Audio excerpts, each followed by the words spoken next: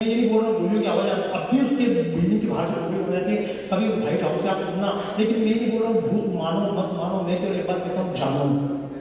दुनिया में परमात्मा ने आदम बनाया, उसकी पसली निकाल के हवा बनाई और कहा कि देखो रे चुपचाप रहना, लेकिन वो चुपचाप नहीं रहे, दिल मचल गया। हालांकि उनको मालूम नहीं था भाई, जब पहली बार महिला पूछती तो उसको मालूम नहीं था, लेकिन मचल गया तो बच्चा पैदा हो गया। अब बच्चा पैदा हो गया तो मतलब वो उनने का ये कौन, तो बोले पाप से पैदा हुआ। या आप समझे, दुनिया में जितने आदमी पैदा हुए, क्रिश्चियनिटी की, इस्लाम की, यहूदियों की मान्यता है आदम हव्वा ने पाप किया था इसलिए उनको स्वर्ग से गिरा दिया गया। आप जितने आदमी अपने आप कहते हो स्वर्ग से गिराए हुए हो, you are son of sin, तुमने पाप किया इसलिए पैदा हुए हो। और मुझसे कोई कहे पाप किया, लेकिन मेरे माँ और बाप ने पाप नहीं किया था। हम तो धर्म अर्थ काम को भी ईश्वर को सम्मान देकर धर्म अर्थ काम मोक्ष कहते हैं। ये धर्म है वो आज भी एक फिल्म लिखी, उस फिल्म का नाम था the Vinci code. The Vinci code, और द विंची कोड फिल्म थी अमेरिका में, रशिया में, इन सब जगह पर जहां तक क्रिश्चियनिटी है उनकी दो मान्यता है। एक मान्यता क्रिश्चियन जो ईसा मसीह के कुंवारे थे, क्योंकि वो पत्नी के साथ कुछ कहे तो पाप हो जाए, और वो भी कुंवारी लड़की से पैदा हुए। अजीब बात यह है, अभी क्रिश्चियनों से पूछो जो विज्ञान की बातें करके हमको समझाते हैं, जो हमको समझाते हैं। मैं तो कई बार बोलता हूँ ये गिनती जो लिखी हुई है 3 4 5 0 0, ये क्या इंग्लिश है कि हिंदी है? गलत। तालियां बजाओ, भारत की दी हुई है। ये ग्वालियर लिपि की स्क्रिप्ट थी, यहाँ से अरब देशों में गई, अरब देशों से स्पेन में गई, वहां से जाकर स्पेन में दुकान से हुआ है। ये मेरी किताब है साइंस की, मैंने पूरा ऐसा दिया है। मैं चर्चा भी क्या करूँ, मैं तो आज ऐसे बात कर रहा था, मेरी 24 एग्जीबिशन हो गई और 24 एग्जीबिशन में राम के ऊपर, शिव के ऊपर। अब आप एक मतलब छोटी बातों की विशेषता क्या है, दुनिया के धर्म और विज्ञान उनमें जमीन आसमान का अंतर होता है। विज्ञान में और धर्म का विरोध होता है। ये एकमात्र भारत है जहां विज्ञान और धर्म का विरोध नहीं है। आप दुनिया में जितने भी शिवलिंग देखोगे, देखें ना कैसे होते हैं शिवलिंग, कैसे होते हैं, बिल्कुल गोल होते हैं ऐसे। अब एक काम करना, दुनिया में जितनी परमाणु भट्टियां वो देख लो कैसी होती हैं, कैसी गोल होती हैं। शिवलिंग के बगल में त्रिशूल लगा होता है, और परमाणु भट्टी के ऊपर भी विद्युत तरंग से बचने के लिए उसके ऊपर त्रिशूल लगा होता है। शिव कल्याणकारी है और शिव विध्वंसकारी भी है। शिव तांडव का भी काम करते हैं और शिव कल्याण का भी काम करते हैं। अणु से आप चाहे तो बिजली भी बना सकते हैं, अणु से चाहे तो बम भी फोड़ सकते हैं, ये भी तांडव कर सकता है, ये भी विनाश कर सकता है।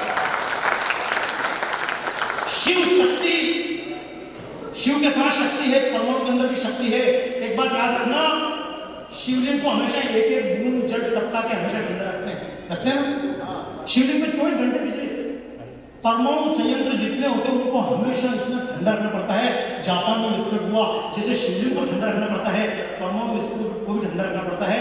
और अब छोटी छोटी परंपराएं सुन लेना, मैं तो कुछ नहीं बोल रहा हूँ, आप सबसे पहले एक बात बोल रहा हूँ, चर्चाएं हम करते रहेंगे, विषयों के आप मुझसे कहेंगे मेरी चर्चा कर। मैं कोई बहुत बड़ा नहीं हूँ, किस्मत से मतलब मैं इस लाइन में खड़ा हो गया तो लोगों ने मान लिया तो बड़ा हुआ। जैसे हरिओम ने कहा कि भाई बड़ा होना अलग बात होता है, सिद्ध होना अलग बात है, प्रसिद्ध होना अलग बात है। तो हमको मौका मिल गया, लेकिन मैं भी तो कहीं से पढ़ के बोल रहा हूँ, दुनिया में जितने भगवान हैं उन सबकी परिक्रमा पूरी करते हैं। राम के मंदिर में, कृष्ण मंदिर में पूरी परिक्रमा करेंगे, केवल शिव के मंदिर में परिक्रमा पूरी नहीं की जाती। हम परिक्रमा करके इधर जाते हैं और वापस लौटकर उससे निकल आते हैं, उस पानी को क्रॉस नहीं करते। परमाणु भट्टी में से जितनी भी जगह पानी निकलता है बहुत रेडियो एक्टिव होता है, उस पानी के संसर्ग में किसी आदमी को लाया ही नहीं जाता। उस पानी को निकालकर चुपचाप कहीं ना कहीं जमीन के अंदर गाड़ दिया जाता है, ये समुद्र में डाल दिया जाता है। ये परमाणु का प्रतीक शिवलिंग से जो पानी निकलता है, इस पानी को रेडियो एक्टिव होता है, इसलिए मतलब उसको एक स्वरूप दिया हुआ है। ये जितने शिवलिंग हैं ये इनके प्रतीक कहीं ना कहीं है। और मेरे पास तो चित्र नहीं, इसलिए कोई बताऊंगा, मेरी प्रदर्शनी बनी हुई है। शिवलिंग, नटराज का चित्र देख लेना, और नटराज के चित्र के अंदर अणु का जो चक्र होता है, 3 चक्र फिट करके देख लेना, वो तीनों के तीनों एक बात कहते हैं। लेकिन एक बात समझना, जब साइंटिस्टों से पूछा, एक थ्योरी चली क्वांटम थ्योरी, ये क्वांटम थ्योरी साइंस वाले समझ जाएंगे। क्वांटम थ्योरी भौतिक विज्ञान की थ्योरी है। अणु है, अणु के नीचे छोटा अणु है, उसके अंदर प्रत्येक कण घूम रहा है। जब उनसे पूछा ये, तो एक वैज्ञानिक जो क्वांटम थ्योरी पे काम कर रहा था बेंगलोर में, वो निकलते निकलते सड़क किनारे किताब मिली कृष्ण मित्र की, उसने किताब उठाई और जब किताब पढ़ी तो उसके अंदर क्वांटम थ्योरी वैसी की वैसी लिखी। तो उसने वैज्ञानिकों से पूछा कि तुमको कैसे मालूम, तुमने कहाँ देखा? क्योंकि अणु को तो बिना माइक्रोस्कोप के देख नहीं सकते हैं, आज कोई माइक्रोस्कोप मिलता नहीं, तुमने अणु को कैसे देखा? तो उस वैज्ञानिक ने कहा हमने तो उसके अंदर बैठ के देखा। समझना, कृष्ण ने जब गीता के बारे में कहा ना, गीता के बारे में कभी चर्चा करें तो बिल्कुल अद्भुत है गीता। ये वाली चक्कर नहीं, जिसने कंप्यूटर पढ़ लिया गीता समझ पाएगा। बाबा रामदेव अब प्रसिद्ध हुए, इसके पहले रोज खूब प्राणायाम बोलते थे भाई साहब जगदीश जी। ये जगदीश जी के साथ में इनके बैठे कितने लोगों को प्राणायाम सुबह शाम इतने खींचो, इतने प्राणायाम करवाए महर्षि जी, तब तक किसने प्राणायाम को महत्व नहीं समझा। जब बाबा रामदेव ने प्राणायाम करा के छाती का इसका सबका एक्सरे करा के सब दिखा दिया, बोले ये तुम्हारा मतलब है, तब जाकर समझ में आया प्राणायाम का मतलब क्या है। जैसे पतंजलि ऋषि का समझ में आया, ऐसे ही कणाद ऋषि को अगर समझना है तो अल्बर्ट आइंस्टीन के बराबर दिमाग पाए बिना कणाद ऋषि को नहीं समझ सकते हो, हम उसके बिना सांख्य ऋषि को नहीं समझ सकते हैं। भारत की मजबूरी ये है कि दुनिया के जितने धर्म हैं वो कहते हैं, जैसे लंदन में एक व्यक्ति जा रहा था, मियां बैठा था गाड़ी के अंदर, तो उसमें म्यूजिक बज रहा था, तो उसने कहा गाड़ी रोको, बोले क्या है? बोले म्यूजिक बंद करो। बोले क्यों बंद करो? बोले इस्लाम में म्यूजिक हराम है। उसने 2 जूते लेकर उतरा, बोले इस्लाम में म्यूजिक हराम है तो गाड़ी कौन सी? तो हलाल लिखी हुई है, नीचे उतर गाड़ी कैसे? वो अभी मेरे मित्र जितेंद्र प्रताप है, पृथ्वी चौकोर है, अल्लाह ने हुक्का किया तो बादल बन गए। साइंस कहाँ है? लेकिन जिनके साइंस में कोई दम नहीं, जिनका कोई समझ नहीं, जिनका साइंस से दूर दूर तक वास्ता नहीं, वो आज शाम से सिर उठाकर घूम रहे हैं। और हमको अपने आप को हिंदू लिखने में शर्म आती है, और हम कहते हैं सारे धर्म समान हैं, इनके सारे जानवर भी समान है, आदमी और कुत्ता भी समान है।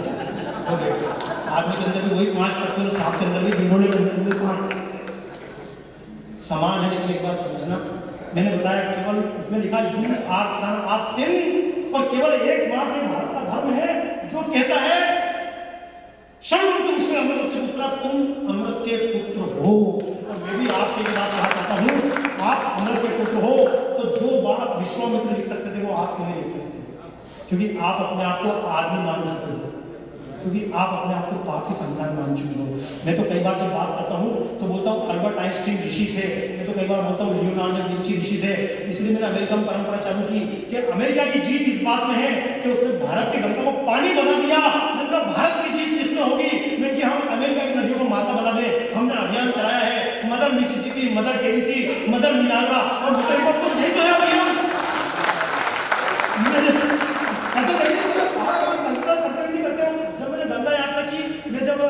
गया था नियाग्रा के किनारे 2-3 बार गया, तो वहाँ के अमेरिका में मेरे पास बार-बार आते हैं, शक्ल सूरत ऐसी बार-बार आते हैं, मुझे ये सम एक्स्ट्राऑर्डिनरी पर्सन, तो मुझसे पूछते हैं आपकी भारत की विशेषता क्या? जो माननीय अशोक बत्रा जी ने मुझे कहा भारत का वैशिष्ट्य क्या है?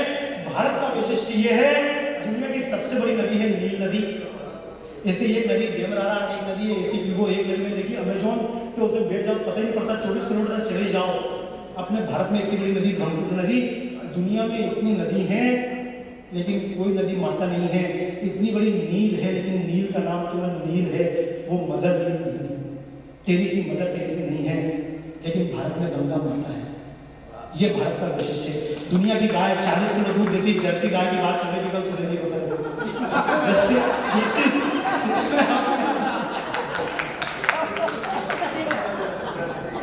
बहुत बढ़िया।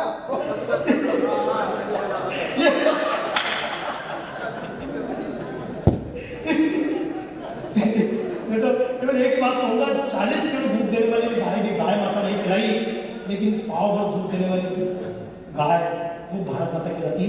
मेरी तो बात इच्छा होगी, दुनिया में भारत का वैशिष्ट्य ये है, दुनिया की जितनी संस्कृतियां उन सब में देवता है, किसी भी संस्कृति में देवी नहीं बची।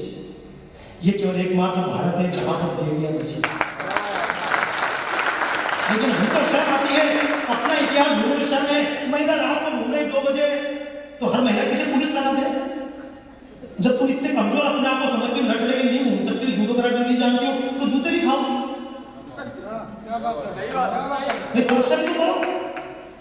भाई हमको नहीं बोलते, हमको भी जूते पड़ सकते हैं।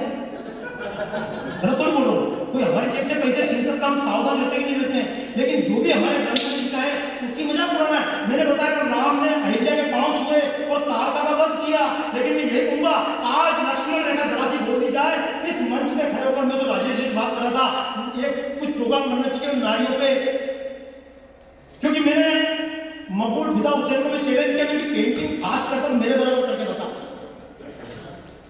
जल्दी कौन सी पेंटिंग बनेगी फैसला घड़ी करेगी, लेकिन अच्छी पेंटिंग कौन सी बनी इसका फैसला जनता करेगी।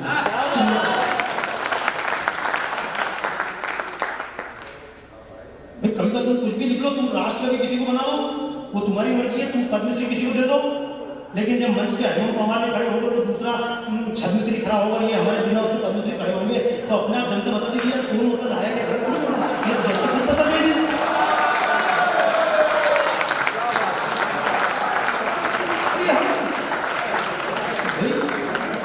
जो सरकारें स्थायी नहीं है, जो सरकारें स्थायी नहीं है, उनके दिए पुरस्कार कौन से स्थायी हो सकते हैं?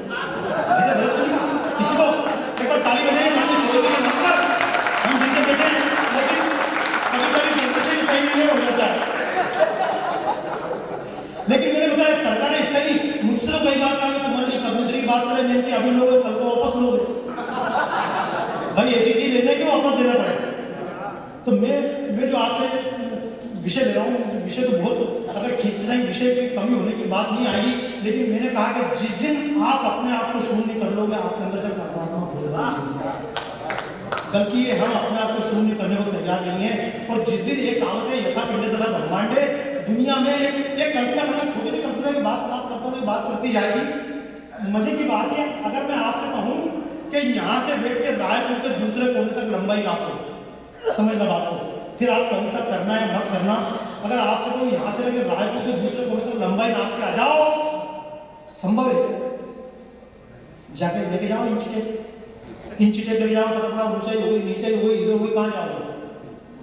कहीं नहीं जा पाओगे। और अगर रायपुर के बाहर निकलो, भारत तक नाप लो तो संभव ही। अब हिमालय पर्वत के ऊपर जाके चढ़ोगे तो अंदर से लंबाई नहीं मालूम पड़ेगी। फिर अगर प्रशांत महासागर के फिर कैसे नापोगे? लेकिन ये पूरी पृथ्वी का जितना बड़ा व्यास है, बिना 1 इंच के कम किए आज से 4000-5000 साल पहले हमारे ऋषि मुनियों ने बता दिया। कहाँ से बता दिया, कौन सी इंच से लेकर बने? लेकिन ये बताने का तरीका है, या तो आप बाहर जाकर तलाश करो या फिर। और सुनना, एक चीज बता दूंगा आपको, ये कविता जब लिखते हैं आप लोग सब कवि हैं, मैं सबको प्रणाम करता हूँ, क्योंकि अब तो मैं कवि उत्तर आने प्रणाम करता हूँ आपको। लेकिन एक बात कहूँगा, ईमानदारी से बताना, कविता की पहली लाइन क्या सोच के लिखी जाती है? कविता की पहली लाइन परमात्मा देता है, बात की जोड़ तोड़ हम करते हैं। और ये क्यों कह रहा हूं? मानी जगदीश, दुनिया के जितने बड़े प्रयोग हुए हैं वो प्रयोगशाला में नहीं हुए। मैंने खुद ने कई बार डायरी हाथ में ले लेकर जब मैं गया, राजेश जी बिल्कुल नई डायरी, सुदीप भैया आप तो आजकल खूब मोबाइल पे लिख लेते हो, हमारे टाइम पे डायरी होती थी, डायरी और पेन लेके खूब बैठते थे, लेकिन कविता एक लाइन दिमाग में, और पता पड़ा बस में लटके हुए कविता ने।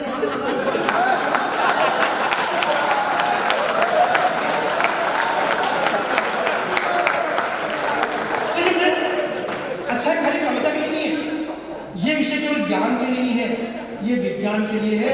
मैं आपसे ये नहीं बोल रहा हूँ कि आप परमात्मा पद से जाकर पूजा करना चालू करना, मैं नहीं बोलता हूँ राम की पूजा करना, मैं नहीं बोलता हूँ कृष्ण की पूजा करना, क्योंकि राम की पूजा करना सिखाऊं तो वो भी इतना आसान नहीं है। कृष्ण के बारे में चर्चा करूँ तो वो भी आसान नहीं है, राम के बारे में भी ऐसा नहीं है।